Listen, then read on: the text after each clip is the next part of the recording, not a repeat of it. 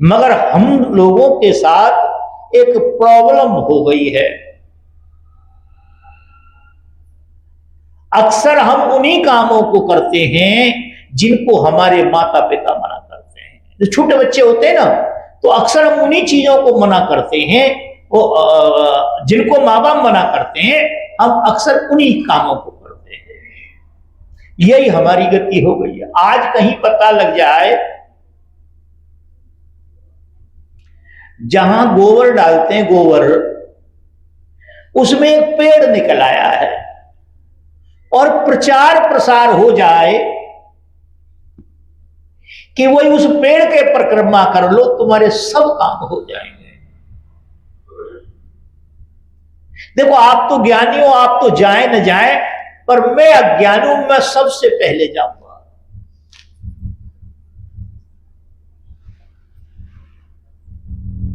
और आज तक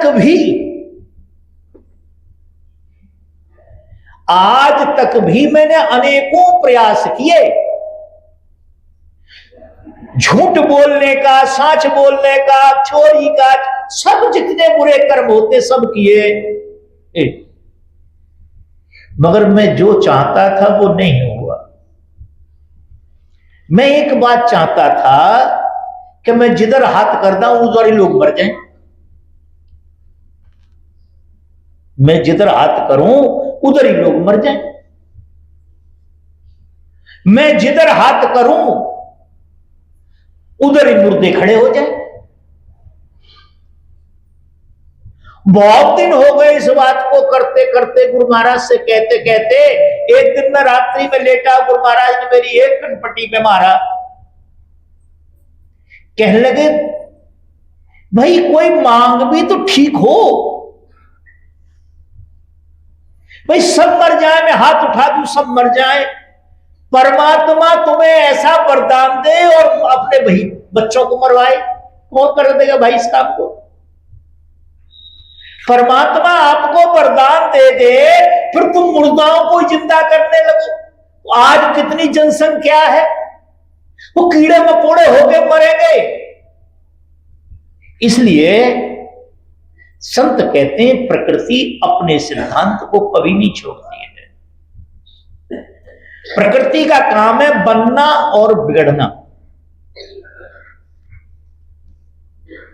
आदान प्रदान, ये प्रकृति का सिद्धांत है। तो एक शब्द कहते हैं कि सतगुरु हैं रंगरेज चुनर मोरी रंग डाले। कबीर साहब रामानंद जी के लिए कह रहे हैं कि सतगुरु है रंगरेज चुनर मोरी रंग डाले।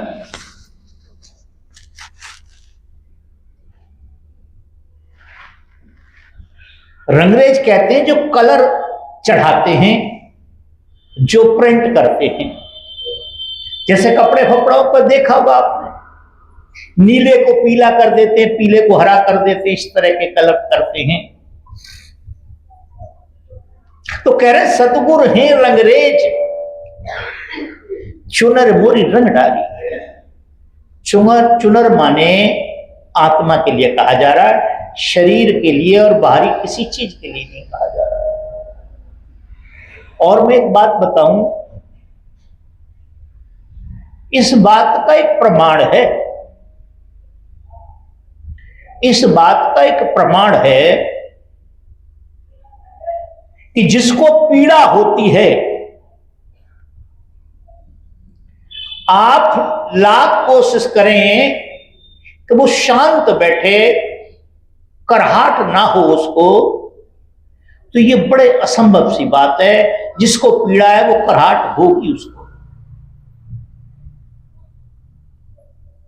इसी प्रकार से किसी के पास कर्ज है और कल सुबह के लिए कह दिया जिसका कर्ज है कि कल आना ले जाना, और पैसे का इंतजाम नहीं हो रहा है, उस व्यक्ति से आप कहें आराम से सो जाओ, आराम से सो जाओ, वो सोएगा। हर 10-10 मिनट बाद उसकी आंख खुलेगी। लाख कोशिश करें आप। जिस प्रकार से रोगी होता है, और उसी प्रकार का एक शब्द है भोगी। आप लाख कोशिश करें कि वो सो जाए, नहीं सोएगा। तो ये प्रमाण है कि जब संतों को आनंद की अनुभूति होती है तो वो अपना जो कुछ लिखते हैं हमें उस पर विश्वास करना चाहिए। पर हम क्या करते हैं, उस पर विश्वास नहीं करते, अपने तर्क लगाना स्टार्ट कर देते हैं, क्योंकि हमने ये मान लिया है कि संतों से भी अधिक हमको ज्ञान है, संतों से भी अधिक हमको ज्ञान है। एक मेरे उम्र में तो अधिक थे, मित्र थे, और मेरा विवाद होता था उनसे। मैं कहा करता था परमात्मा निराकार है, परमात्मा किसी के गर्भ में नहीं आता है, ये हमको बहका दिया गया है, और ये तो धंधे हैं। वो कहा करते आप ऐसी पागलपने की बातें करते हैं। कृष्ण जी ने मेरे साथ यूं कर दिया, मेरे साथ यूं कर दिया। वो मथुरा के रहने वाले थे और छतरपुर मंदिर में रहा करते थे, महात्मा टाइप के हो गए थे, वही उन्होंने अपना पूरा जीवन काटा। बोले एक दिन मैं गंगा जी नहाने गया तो मैं अपना नहा धो के चल दिया, और जब मैं चल दिया तो मेरे मोजा रह गए, वह मोजा, मोजा माने जुर्राब। अब मैंने कही तेरी लला की, ऐसी भाषा बोलते हैं वहां पे। अरे मैंने कहा वो अपने आप दे जाएगा। तो एक आदमी आया, मैंने जुर्राब देखा तो कृष्ण जी तो था। आप कैसी बात करते हो? मैंने की बात तो सही है आपकी, पर मैंने तो आज तक बहुत पैसे मांगे पर मुझे तो 1 रुपया भी नहीं दिया उसने यार। बोले आप मानते नहीं हो ना, चल। और कहने लगे मैं आपको सत्य बता रहा हूं, इस गद्दी से झूठ बोलना महापाप है। एक गीता रखा करते थे जेब में, बोले सारा काल आवेगा तब गीता यूं कर दूंगा, तब देखो कैसे आ जाएगा काल। मैं ये कहा करता ही गीता पीता याद ही नहीं रहेगी। खैर कुल मिलाकर के उनके मुख में कैंसर हुआ, जिब्या के अंदर। शरीर पूरे होने से पहले उन्होंने मुझे फोन कराया, और मैं बदायूं जा रहा था उस समय पे। मैंने कि कोई बात नहीं, मैं गारंटी ले रहा हूं आपको कुछ नहीं होगा, और मैं वापस वहीं होके आऊंगा। खैर मैं 3 दिन का प्रोग्राम जो है मैं 2 दिन बाद वापस आया, मेरी वार्ता हुई उनसे। मैं आपको सच बता रहा हूं, रो पड़े और कहने लगे आप जो कहते थे वो ठीक है, आप जो कहते थे ठीक है। ये मेरा भ्रम था कि कोई देने वाला और कोई लेने वाला। फिर मैंने बहुत समय तक उनको ज्ञान दिया। मैंने कहा भाई ये श्वास देने वाला क्या कोई दिखाई दे रहा है तुम्हें? अरे रात को भी सोते समय, जागते समय, उठते समय एक पेड़ के ऊपर एक आदमी लटका हुआ है, पेड़ से लटका हुआ, नीचे गिर जाएगा, पहाड़ी पर मर जाएगा, विचार कर रहा है, वहां भी सांस कोई न कोई दे रहा है। जमीन के नीचे कीड़े हैं, उनको भी कहीं न कहीं से मिल रहा है। तो खैर, तो वो जब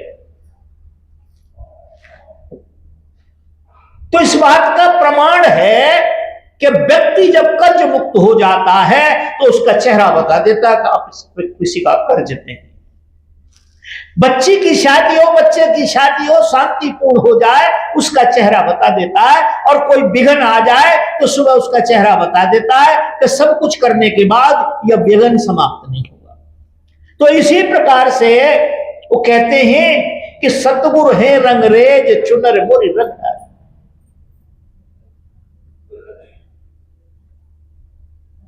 गुरु महाराज जो हैं हमारी आत्मा को सबल बनाते हैं, आत्मा को ज्ञान कराते हैं कि जिन झूठे झंझटों में आप पड़े हुए हैं, जिन जातियों में, जिन बरादरियों में, जिन क्षेत्रों में पड़े हैं, जिस गरीब और अमीर के चक्कर में पड़े हैं, जिस काले और गोरे के चक्कर में पड़े हैं आप, जिस स्त्री और पुरुष के चक्कर में पड़े हैं, परमात्मा इन सबसे परे है। परमात्मा इन सबसे परे है। परमात्मा की सृष्टि में कभी कोई कष्ट नहीं आ सकता, और कष्ट आएगा तो उसका भेजा हुआ है। किसका? उस परमेश्वर का भेजा हुआ है। तेरी कृपा के बिना हे प्रभु मंगल मूल, पत्ता तक हिलता नहीं, खिले न कोई फूल। और आप सबने प्रयास करके देख लियो, अपने सब घोड़े खोल लिए होंगे, जो आप चाहते थे वो नहीं हुआ, और जो नहीं चाहते वो भी हो गया। कैंसर कोई नहीं चाहता, मैं भी नहीं चाहता, देखो हो गए, खूब हो रहे। तो कहते हैं सतगुरु हे रंगरेज, चुनर मोरी रंग डाली। पर यह हमारी समझ में नहीं आएगा। वो विषय अंदर का कह रहे हैं, हम बाहर का समझते हैं हर बात।